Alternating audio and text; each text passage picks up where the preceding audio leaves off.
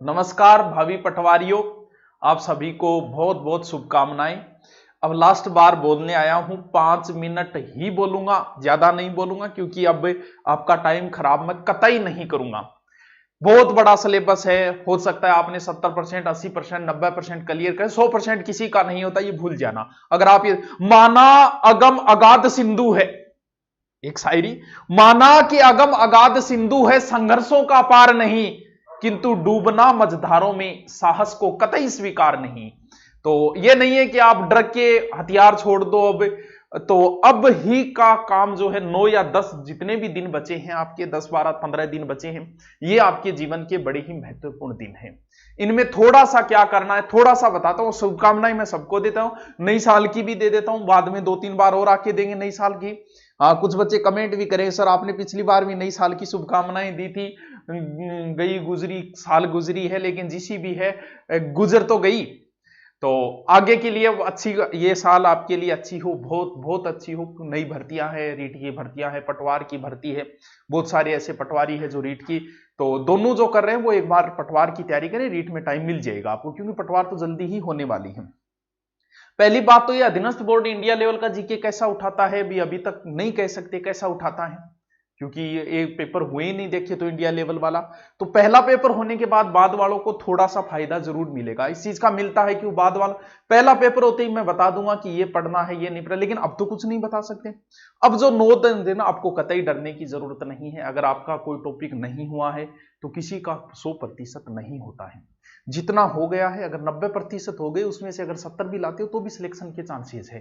तो डरने की कोई जरूरत नहीं है, जितना हो गया उनको दोबारा रिपीट लगाते रहो।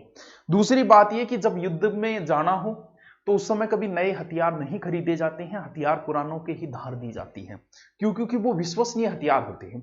अब कुछ भी नया नया क्या खरीदना है वो भी बता दूंगा, कौन सी किस चीज की किताब लानी है। बाकी जितने भी पुराने नोट्स हैं, पुरानी किताबें हैं, उनको ज्यादा से ज्यादा रिवीजन मारो।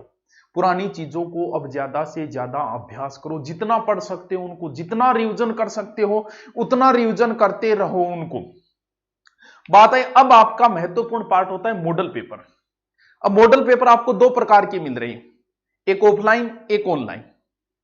अब ऑनलाइन मॉडल पेपर के बारे में ठीक है, मैंने पहले दिए हैं 50 मॉडल पेपर, लेकिन अब मैं नहीं बोलूंगा ऑनलाइन के लिए। क्यों नहीं बोलूंगा? क्योंकि अब जो 10 दिन बचे हैं उसमें जरूरी ऑनलाइन में आपके क्यों नहीं है, ऑफलाइन मॉडल पेपर अब क्यों निकालने चाहिए। मैं बात मेरे स्वार्थ की नहीं कर रहा हूं, अब आपके स्वार्थ की बात कर रहा हूं। मेरे स्वार्थ की करूंगा तो मैं ऑनलाइन का प्रचार 500-700 1000 1500 और भेज लूंगा, लेकिन अब मैं आपके स्वार्थ की बात कर रहा हूं। इस चीज को समझा करो। देखो, आपको पेपर ऑनलाइन देना है कि ऑफलाइन? सर हमें पेपर ऑफलाइन देना है, तो फिर ऑनलाइन अभ्यास नहीं, ऑफलाइन ही अभ्यास करो। नंबर दूसरी बात, आप ऑनलाइन दे रहे हो, मैथ रीजनिंग ऑनलाइन कैसे दे पाओगे? समस्या आती है। ऑफलाइन उसमें निकालना, क्योंकि वो सवाल दोबारा लिखना पड़ेगा आपको अगर आप ऑनलाइन। इसीलिए जरूरी होता है कि अब आपसे बस इतनी सी है, अब मार्केट से सिर्फ आपको एक मॉडल पेपर ले आना, जिसे 15 20 30 जितने भी हो। अब आप कहोगे सर कौन सा लेके आए, तो भाई हमारे आते मैं तो उसका कहूंगा, लेकिन किसी के ले आओ, कोई फर्क नहीं पड़ता। क्योंकि मॉडल पेपर ना तो मैंने किसी दूसरे वाले के चेक किए, मॉडल पेपर कैसे चेक करें, कोई टीचर चेक नहीं करता, बस जो भी आपको लगता है कि अच्छी गाइड है उसका ले आओ, कोई फर्क नहीं पड़ता है। मॉडल पेपर इसलिए नहीं होते कि उसमें से प्रश्न आएंगे, मॉडल पेपर इसलिए होते हैं कि आपने क्या किया, कैसे अभ्यास किया, कैसे पेपर पुटअप करना है। तो कम से कम एग्जाम से पहले 20-30 मॉडल पेपर निकालने, जितने ज्यादा निकालो, और हमेशा फ्रेश माइंड से निकालना। ऐसे निकालना जैसे एग्जाम हॉल के अंदर आप निकाल रहे हो, ये उतना ही टाइम लेके ईमानदारी से निकालो। जितने मॉडल पेपर में बन रहे हैं, लमसम उसके 2-4-5% ऊपर नीचे होता है, नंबर उतने ही आते हैं, वैसे ही तरीके के मॉडल पेपर बनते हैं। तो ज्यादा से ज्यादा मॉडल पेपरों का अभ्यास करो, आप जितना कर सकते हो उतना मॉडल पेपरों का अभ्यास करो। दूसरी बात, जिसने भी पेड कोर्स ले रखा है, दोनों बच्चों के लिए ये है, जिसने पेड कोर्स ले रखा है, जिसने नहीं ले रखा, उन दोनों को क्या करना है, अब यूट्यूब पे और पेड ऑनलाइन कोर्स में आपको कम से कम टाइम खराब करना है। मैं तो कहता हूं करना ही नहीं है। जो टॉपिक नहीं आता वो भी कैसे देखना है। अब मान लो आपने पेड कोर्स ले रखा है, मान लो आपने मेरे यहां से पटवारी का ले रखा है, तो उसमें कैसे देखना है, उसमें आपको स्पीड बढ़ा के देखना है, ना कि पहले की तरह। स्पीड का ऑप्शन होता है। अगर आप यूट्यूब पे भी देख रहे हो तो यूट्यूब पे भी आपको क्या करना, आप किसी का भी कोई टॉपिक नहीं आ रहा है वो अगर देख रहे हो तो उसी स्पीड बढ़ा के देखना, ना कि उस तरीके से, क्योंकि अब आपको समय बचाना है ज्यादा से ज्यादा। यूट्यूब पे जब आप चलाते हो तो राइट साइड की ओर 3-4 जो लाइनें बनी हो टिक टिक, उस पे जाना, वहां पे स्पीड का ऑप्शन आता है, उसे 1 गुना 2 गुना 3 गुना करिए, स्पीड से देखो, ना कि अब आपको ज्यादा से ज्यादा टाइम बचाना है। अब जो सिलेबस की बात है, सिलेबस में जैसे इसमें क्या है, जनरल साइंस है, साइंस के कौन कौन से टॉपिक बताएं, general science, history, politics, geography, India, general knowledge, current affair, ये जो जितना मैटर है, ये लगभग मैटर जो है वो इंडिया का है। इसमें अगर आपने नोट्स बना रखा है अच्छी बात, वरना वन लाइनर कोई भी बुक है, जैसे लुसेंट आती है, हमारी भी वन लाइनर इंडिया जी की, वो किसी के पास है, तो उनका थोड़ा सा ज्यादा से ज्यादा अभ्यास करो। फिर बात आती है करंट अफेयर की। करंट अफेयर के लिए भी ठीक है, हमने भी क्लासें चला रखी है, औरों ने भी चला रखी है, लेकिन उनका भी मैं यही कहूंगा आपको करंट अफेयर के लिए, क्योंकि जिस हिसाब से होना चाहिए उस हिसाब से कोई करंट की क्लास नहीं चलाता है, ना हम चला रहे ना कोई और। अब आप कहोगे सर समझा नहीं, मान लो मैं आपको हमेशा ऑब्जेक्टिव ही पढ़ाऊं, जैसे महाराणा प्रताप का प्रश्न आया, महाराणा प्रताप की 4 बातें बता दी, फिर बीच में क्वेश्चन आ गया मारवाड़ के राठौड़ों को, राठौड़ा की फिर चौहानों की बातें आ गई, क्या तैयार हो जाएगी आपको हिस्ट्री? कभी नहीं होगी, इस जन्म में भी नहीं होगी। यही करंट में हो रहा है। अब उसमें क्या होता है, एक पर्सन ऑब्जेक्टिव है, उसके फिर आपको 4 बातें बताई, ऐसे नहीं याद होता, आपको उस समय लगता है कि हाँ याद हो गया, लेकिन हकीकत यह कि ऐसे याद नहीं होता है। मैं आज भी 3-4 घंटे पढ़ता हूं, तब मुझे पता है कि कैसे पढ़ा जाता है और कैसे पढ़ना चाहिए। तो इस वजह से अगर कोई, मुझे तो नहीं देखा तो नहीं, अगर कोई ऐसे करा रहा है टॉपिक वाइज, अगर कोई करवा रहा है करंट, हो सकता है बहुत सारे करवाते होंगे क्योंकि मैं करंट भी देखता नहीं, इसलिए वजह से, अगर कोई टॉपिक वाइज करंट करवा रहा है तो उसके करंट देखो, या फिर करंट की 6 माह या 12 में देखो, करंट का रूल होता है 2 साल का, लेकिन फिर भी 6 माह 12 महीने की तो आप अच्छे से गाइड ले आओ, करंट की कोई भी ले आओ, बहुत सारी किताबें मार्केट में मिल जाएगी करंट की, हमारी भी आती है, मुम्मल की भी आती है, और भी बहुत सारी आती है, देखो भाई क्रोनोलॉजी भी आती है, किसी एक की ले आओ आप, वो 6 महीने या 12 महीने की, उसमें टॉपिक वाइज पढ़ो, ना कि ऑब्जेक्टिव। ऑब्जेक्टिव हमेशा बच्चों, मैं रोज बोलता हूं, तब पढ़े जाते हैं जब आपको टॉपिक आता है, तब ऑब्जेक्टिव, ना कि ऑब्जेक्टिव से आप डिटेल की ओर जाओगे। यार उल्टा तरीका अपना रखा है हमने, तो पहले पढ़ो डिटेल, फिर पढ़ो ऑब्जेक्टिव, तो उसके नोट्स बना के उसको पढ़ो। क्यों? क्योंकि जो आपको ऑब्जेक्टिव मैं करवाऊं वैसे का एज इट इज उठ के कभी नहीं आता है, नहीं आता है तो आपको याद, लेकिन डिटेल से वो कैसे घुमा फिरा के दे, आप कर सकते हो।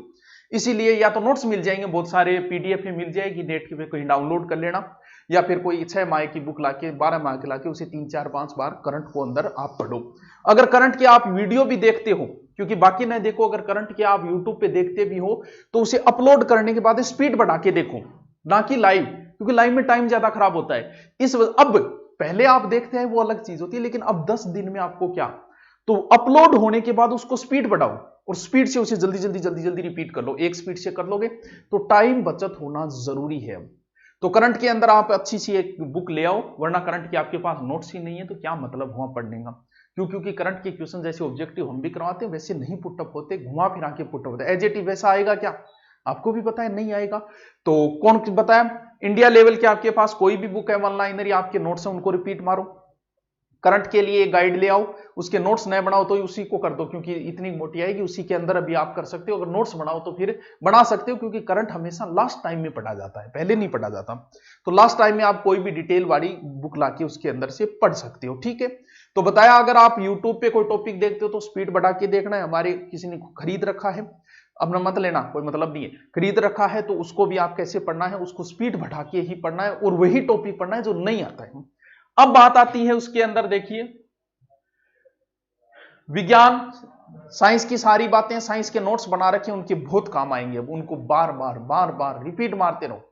लगेगा कि याद हो रहा है, कुछ को लगेगा नहीं हो रहा है, लेकिन हो रहा है, पढ़ रहे हो तो हो रहा है। एग्जाम के समय तो उनको ज्यादा से ज्यादा रिपीट मारो। जो नोट्स बना, भले आपको सिलेबस का 80% ही नोट्स तैयार हो, लेकिन वो भी बहुत काम आएंगे।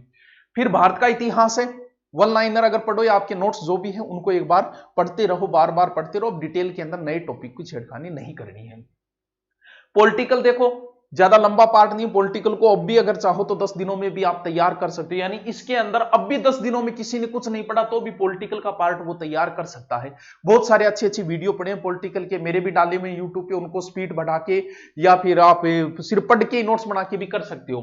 और फिर ये भूगोल और पर्यावरणीय मुद्दे है। फिर ये एक टॉपिक है समसामयिकी, जिसको मैंने बता दिया कि कोई अच्छी सी एक बुक ले आओ करंट की और उसको बढ़िया तरीके से पढ़ लो। अगर यूट्यूब पे उसी के पढ़ लेना जिसने डिटेल वाइज को टॉपिक वाइज डाल रहा है, जैसे कोई भी टॉपिक है और उस टॉपिक का अगर जिक्र कर रहा है उससे, ना कि ऑब्जेक्टिव नहीं ध्यान में रहते लास्ट में। चलो फिर राजस्थान के इतिहास में विशेष रूप से आपको फोकस करना है। ये देखो राजनीति का पार्ट कितना बड़ा लिख रखा है।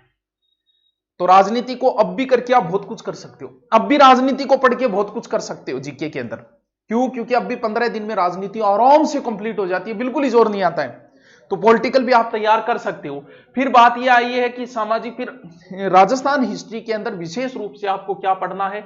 विशेष रूप से आधुनिक राजस्थान पढ़ना है। हाँ, प्राचीन घटनाएं भी है, मैं भी जल्दी जल्दी बोल रहा हूं, लेकिन आधुनिक राजस्थान में विशेष रूप से प्रजामंडल है और प्रजामंडल के आसपास की घटनाएं, जन जागरण, राजनीति के एकीकरण मतलब एकीकरण हो गया, प्रजामंडल हो गया, किसान आंदोलन हो गए।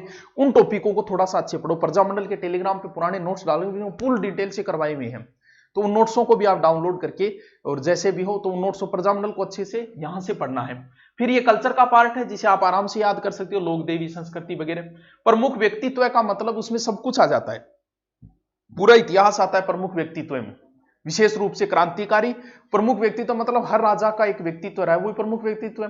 भी भले महाराणा प्रताप हो, भले सांगो, भले मान सिंह हो, भले कोई हो, तो वो प्रमुख व्यक्तित्व पूरा इतिहास ही आ जाता है एक तरीके से, वो कुछ भी पूछ सकता है फिर आपसे। हिंदी के लिए क्या पढ़ना है? हिंदी के लिए वैसे तो मैंने पूरे वीडियो डाल रखे हैं, उनको स्पीड करके भी आप रिवीजन मार सकते हो, लेकिन ऐसा भी नहीं करते हो तो हिंदी की आप, मैं किसी गाइड को रेफरेंस नहीं करूंगा, क्योंकि ज्यादातर पीछे के जो प्रश्न आए ना वो आए हैं नवीन हिंदी व्याकरण से, जो 6 से 9 से 12 तक की लगती है। अब वाली नहीं, पीछे वाली, ध्यान रहे, वो पीछे वाली किसी भी बुक स्टोर पे नहीं मिलेगी, वो नेट से डाउनलोड करनी पड़ेगी आपको। और उसके लोकोक्ति, मुहावरे, विलोम शब्द, प्रायवाची वगैरह आप पढ़ लो, उससे बाहर पुटअप नहीं होता है। भी पीछे एसआई में भी इतनी मोटी है वो, और एसआई में पूरी वहीं से प्रश्न आए थे। तो आपके भी मैं मानता हूं कि आपकी हिंदी में पहले वाली दुकान पे नहीं मिलेगी, ऑन नेट पे मिल जाएगी आपको, क्योंकि मैं भी पहले वाली का रेफरेंस लेके पढ़ाता हूं हिंदी, तो वो नेट से ही निकालने पड़ते हैं मुझे जब भी कोई टॉपिक है, तो नेट पे आपको मिल जाएगी। या फिर मैं कोशिश करूंगा अगर पीडीएफ मिल जाए, क्योंकि फिर पता नहीं ये पीडीएफ डाल दे उनकी बना के कहीं कार्रवाई हो जाए, क्योंकि क्या पता, इस वजह से नहीं डालते, थोड़ा डर लगता है।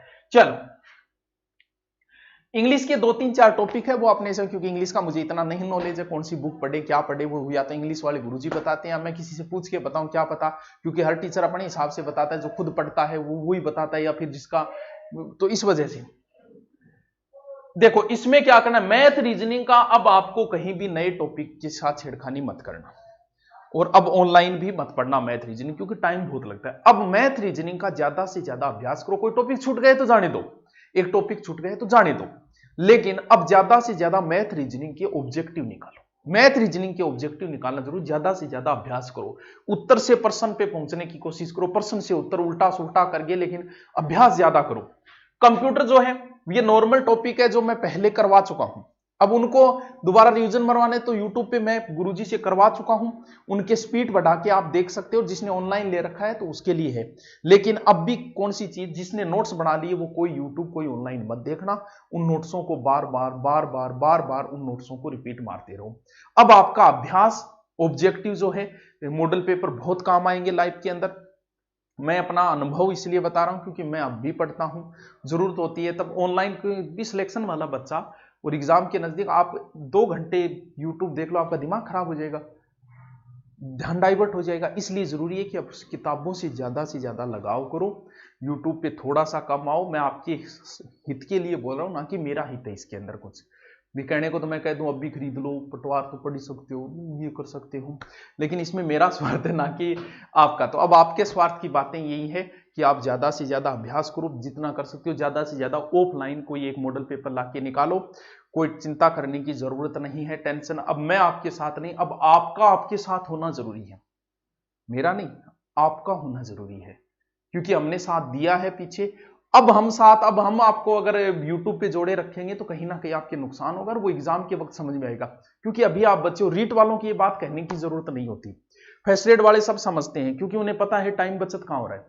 यहां कोई टॉपिक 10 मिनट का 1 घंटा लगती है, लेकिन उस टॉपिक को आप 10 मिनट में ही रिपीट कर सकते हो। इसलिए तो थोड़ा ज्यादा से ज्यादा अपनी बुकों में ध्यान दो, ज्यादा से ज्यादा जितने में आप नए नोट्स मत बनाना, जितने हैं उतने पढ़ो, या फिर बुक में अंडरलाइन कर रखा है उनको पढ़ो। अच्छा रिजल्ट आएगा, आपने जितनी तैयारी की उतना रिजल्ट आएगा। आपको बहुत बहुत अग्रिम शुभकामनाएं। और जो बच्चे कह रहे हैं नए बेंच, तो उनकी घोषणा मैं आज या कल कर दूंगा, नए बेंचों की घोषणा। अभी आप सिर्फ पटवार पे ध्यान दो, उसके बाद की बात है कि क्या करना है क्या नहीं करना। अपने मन को स्थिर रखो, इधर उधर भ्रमित मत होने दो, क्योंकि अब आंख नजरें कहां, चिड़ी की आंख पे ही होनी चाहिए, कहीं और तो। बहुत बहुत शुभकामनाएं आपको।